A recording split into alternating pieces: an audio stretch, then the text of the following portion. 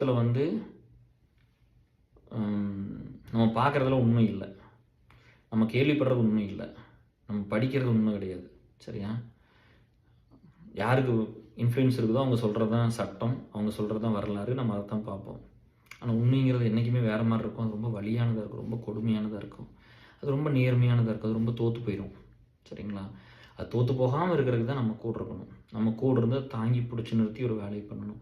அது பண்ணினா தான் உங்களுக்கு நல்ல பீப்புள் லைஃப்பில் கிடைப்பாங்க. அதை பண்ணாமல் இருந்தால் அது முடிஞ்சு போச்சு. நான் எப்போயும் பாண்டியனை சொல்கிறேன்ல, போன வீடியோ பார்த்தீங்களா, பாண்டியனை பற்றி பேசியிருந்தேன்ல. நாங்களே எல்லாம் மிஸ்ஸால் இருக்கிறோம், மிரட்டும் தூக்கடா பெட்டின்னு சொன்னால் நாங்கள் இந்தியா வந்திருக்கணும்.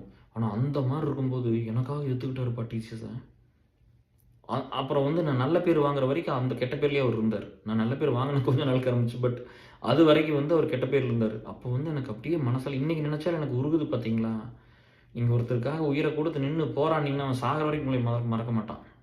அதை பண்ணுங்க டிஎஸ். நான் இந்த இடத்துக்கு இதை கொண்டு வந்ததுக்கு நான் எனக்கு வந்து அது நான் இயல்பாகவே இருந்துச்சு, நான் எல்லாத்துக்காக போராடினேன், அவ்வளோதான்.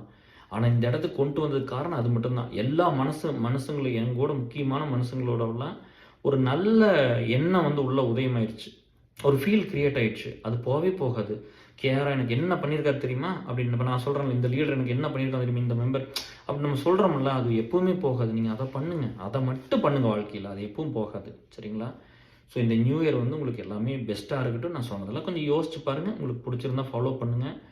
நம்ம சேனலையும் பெருசு பண்ணுங்கள். இதில் தான் ஃபண்டு வந்துன்னா குழந்தைங்க வந்து படிக்கிறதுக்கு தான் நம்ம கொடுக்க போகிறோம். டேரெக்டாக அதுக்கு தான், வேறு எந்த இதுவும் பண்ண போகிறது